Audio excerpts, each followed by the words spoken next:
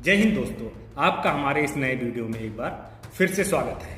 आज हम आपको ऐसी कहानी बताने वाले हैं जिसे सुनकर आपके रोंगटे खड़े हो जाएंगे। एक ऐसे सोल्जर की कहानी जिसे सुनकर आपकी आंखों पे विश्वास नहीं होगा, लेकिन ये सच्चाई है, ये फैक्ट है।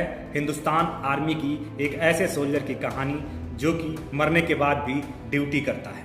क्या आप जानते हैं?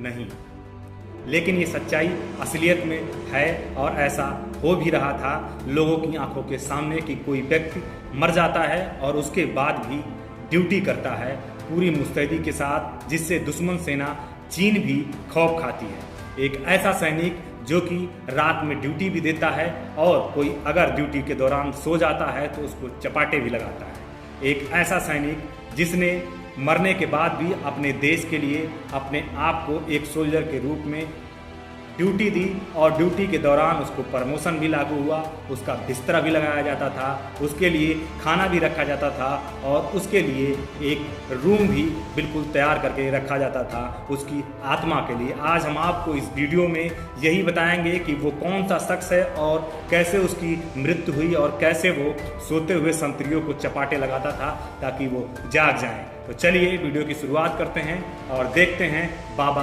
हरभजन सिंह को। और अगर आप हमारे चैनल पे नए हैं तो नीचे दिए हुए लाल कलर के सब्सक्राइब बटन को ज़रूर दबा दीजिएगा ताकि हम आपको ऐसे ही फौज से रिलेटेड, इंडियन आर्मी से रिलेटेड और अग्निवीर रिलेटेड कोई भी जानकारी आप तक आसानी से पहुंचा सके।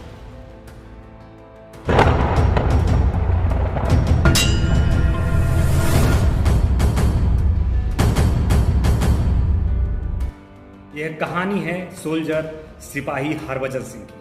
हरभजन सिंह का जन्म एक सिख परिवार में 30 अगस्त 1946 में सरदाना नाम के गांव में हुआ था।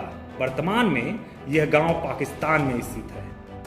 20 वर्ष की आयु होने पर सन 1966 में हरभजन सिंह भारतीय सेना के पंजाब रेजिमेंट की 24वीं बटालियन में बतौर सिपाही भर्ती हो गए। इसके बाद उनकी पोस्टिंग सिक्किम राज्य में भारत चीन बॉर्डर पर नथुला दर्रे पर कर दी गई।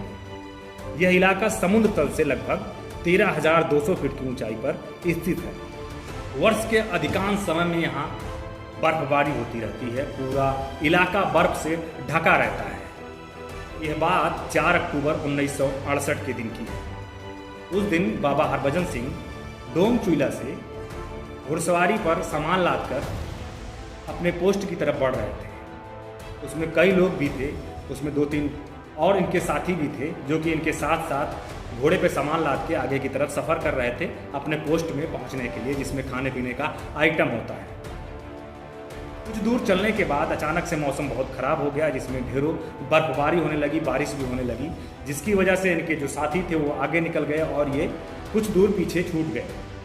चलते चलते अचानक से बर्फबारी इतनी तेज हो गई कि उसमें इनके घोड़े का जो पैर है वो फिसल गया। पैर फिसलने की वजह से नीचे एक नदी बह रही थी, उस नदी में जाके गिर गए।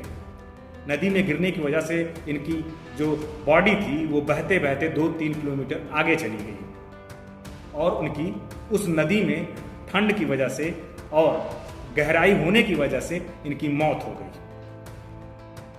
अब मौत हो जाने के बाद इनके यूनिट को लगा कि बाबा हरभजन सिंह डर की वजह से भाग गए, यानी कि भगौड़े हो गए, और भगौड़े होने को इंडियन आर्मी में OSL कहा जाता है। इनकी बटालियन को लगा कि बाबा हरभजन सिंह OSL हो गए और इनको रजिस्टर में OSL भी घोषित कर दिया गया। लेकिन यह हादसा होने के कुछ दिन बाद उनके ही बटालियन के एक दोस्त को एक सपना आता है। उस सपने में बाबा हरभजन सिंह कहते हैं कि मैं भगौड़ा नहीं हुआ हूँ, मैं अभी भी उस घटना स्थल से 2 किलोमीटर की दूर पड़ा हुआ हूँ, मेरी लाश उस जगह पे पड़ी हुई है।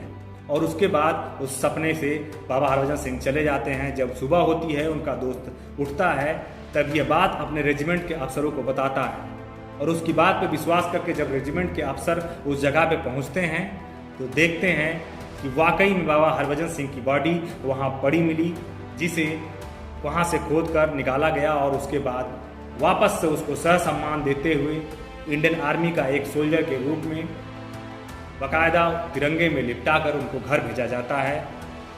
उनको इंडियन आर्मी का गौरव और सम्मान वापस से दिया जाता है और अपनी गलती का एहसास उस बटालियन को होता है। उस दिन के बाद वहाँ कुछ अजीब होने लगा, उस रेजिमेंट में कुछ अजीब होने लगा। कई सारे घटनाएं होने लगी, जैसे कि लोग अगर ड्यूटी के दौरान सो रहे होते थे तो उनको तमाचे लगने की भनक होती थी, उनके साथी को चिल्ला के बोलने या डांटने की कुछ आवाज़ें सुनाई देती थी। और उसके साथ साथ अगर चाइना कोई हमला या कोई चीज़ कोशिश करता था घुसपैठ करने की या कुछ भी करने की कोशिश करता था तो उससे पहले ही बाबा हरभजन सिंह अपने यूनिट के किसी बंदे के सपने में आकर इस बात का आगाह कर देते थे और इससे लोगों के बीच में कौतूहल का विषय बनने लगे बाबा हरभजन सिंह। धीरे धीरे चर्चाएं बढ़ने लगी, अफसर आला कमान तक इस बात को पता चलने लगा तो इस पे गहनता से विचार किया जाने लगा। कई चीज़ें रिसर्च की गई, तब जाके वाकई में इस सच्चाई को पता लगा कि हाँ, बाबा हरभजन सिंह की आत्मा अभी भी यहाँ रहती है और वो ड्यूटी भी देते हैं। इसके बाद उस यूनिट के कमांडर ने उनके लिए एक बाकायदा रूम बनवाया, उसको मंदिर का आकार दिया गया और उसका नाम भी बाबा हरभजन सिंह मंदिर के नाम से रख दिया गया, जिसमें उनको सोने के लिए बाकायदा उनके लिए चारपाई लगाई गई, उनको बैठने के लिए कुर्सी टेबल और उसके साथ साथ उनकी ड्रेस, उनकी अलमारी, सारा कुछ व्यवस्था उसमें किया गया। जिस प्रकार से एक सोल्जर के लिए सब कुछ रूटीन वर्क होता है, सेम बाबा हरभजन सिंह के लिए भी वो रूटीन वर्क होने लगा।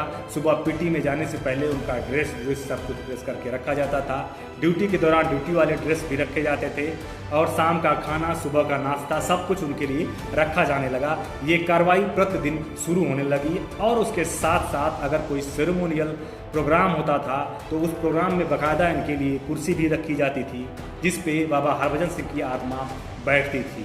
ये बातें धीरे धीरे लोगों के अंदर कहन करती गई कि हमारे बीच कोई ना कोई रहता है जो 24 घंटे हमें देखता रहता है कि हम ड्यूटी कैसे कर रहे हैं, ड्यूटी के दौरान एक्टिव है कि नहीं है, और इसी वजह से लोग ड्यूटी भी बड़ी जिम्मेदारी के साथ निभाने लगे। चाइना के आला कमांडर जो कि सीनियर अधिकारी थे, उन्होंने कई बार इस बात की पुष्टि की कि आपका कोई सैनिक है जो रात में घोड़े पे बैठकर घुड़सवारी करता है, पेट्रोलिंग करता है। और इस बात को मानना चाइना सरकार के लिए भी एक असहजता का विषय बन गया था। लेकिन समय बीतते बीतते जब उनके सामने ये घटनाएं होने लगी, उनको भी समझ में आने लगा कि हाँ, कोई शख्स है जो कि ड्यूटी दे रहा है बॉर्डर पे, जिसकी आत्मा ड्यूटी दे रही है। काफ़ी डर से गए और जिसकी वजह से अब वो घुसपैठ करने की ज़रूरत नहीं करते थे। कई सालों तक ऐसे ही चलता रहा। एक समय आ गया जब बाबा की सर्विस पूरी होती रही, प्रमोशन भी मिलता रहा और धीरे धीरे वो ऑनरी कैप्टन बन गए। ऑनरी कैप्टन बनने के बाद उनकी ड्यूटी को देखते हुए भारत सरकार की आर्मी ने ये तय किया कि इनकी सर्विस अभी 1 साल और बढ़ा दी जाएगी और उसके बाद इनकी सर्विस खत्म होने के बावजूद 1 साल और बढ़ा के ड्यूटी दी इन्होंने। एक चीज़ और आपको जानना चाहिए कि बाबा हरभजन सिंह छुट्टी भी जाते थे और जिस दौरान वो छुट्टी जाते थे 2 सिपाही इनका सामान लेके इनके घर पे आते थे, जिसमें से कैंटीन का सामान भी होता था ताकि इनके घर वालों उसका इस्तेमाल कर सकें। जैसे एक सोल्जर छुट्टी जाता है, सेम उसी प्रकार इनका ट्रेन का टिकट भी किया जाता था और वापसी का भी टिकट किया जाता था, जिसमें बाबा हरभजन सिंह अपने गांव अपने छुट्टी आते थे और उसके बाद छुट्टी काट कर वापस ड्यूटी पर भी जाते थे। ये सिलसिला लगातार कई सालों तक चलता रहा। लोग माने ना माने, लेकिन ये सच्चाई है, ये असलियत है हिंदुस्तान आर्मी की। आपको ये बात सुन के थोड़ा अचंभा ज़रूर लग रहा होगा, लेकिन आज भी बाबा हरभजन सिंह की मंदिर वहाँ बनी हुई है। अब तो बाबा हरभजन सिंह पेंशन चले गए, लेकिन आज भी ये कहानी, ये सच्चाई वहाँ के लोगों के द्वारा सुनी जाती है। वैसे तो बाबा हरभजन सिंह 2006 में सेवानिवृत्त हो गए थे, लेकिन उसके बावजूद भी आज भी वो वहाँ ड्यूटी पर मुस्तैद हैं। बाबा का मंदिर आज भी वहाँ बना हुआ है। आज भी उनके लिए अलग से कमरे की साफ़ सफाई पर डे सुबह शाम की जाती है। उसमें उनके ड्रेसेस भी रखे जाते हैं, उनके लिए नाश्ता भी रखा जाता है और कई रूटीन उनके लिए किए जाते हैं ताकि वो हमेशा से भारत और चाइना की सीमा की सुरक्षा करते रहें। ये मान्यताएं हमेशा चलती रहे। उस रेजिमेंट का नाम भी आज वहाँ सुनहरे अंकों पर लिखा हुआ है। बाबा के नाम का मंदिर जो बना हुआ है, आज भी लोग वहाँ दर्शन करने जाते हैं और अपनी इच्छाएं, अपनी मनोकामना पूरी करते हैं। आज भी जब भी कोई नया सैनिक वहाँ पोस्टिंग जाता है तो सबसे पहले बाबा के दरबार में जाता है, वहाँ माथा टेकता है और उसके बाद वहाँ बोतल का पानी प्रसाद के रूप में चढ़ाता है। वहाँ सिर्फ एक बोतल पानी प्रसाद के रूप में चढ़ाया जाता है। यही बाबा का प्रसाद है और इसी नियम को लोग आज भी निभा रहे हैं। तो ये एक सच्ची घटना थी जो मुझे आपको बतानी थी। आज मैंने आपको इस सच्ची घटना के बारे में इस वीडियो में बताया है। अगर आपको वीडियो अच्छा लगा है तो चैनल को सब्सक्राइब जरूर कर लीजिए और साथ ही साथ बेल वाला आइकन भी दबा दीजिएगा ताकि हर वीडियो हम आप तक ऐसे ही पहुंचाते रहें। जय हिंद, जय भारत।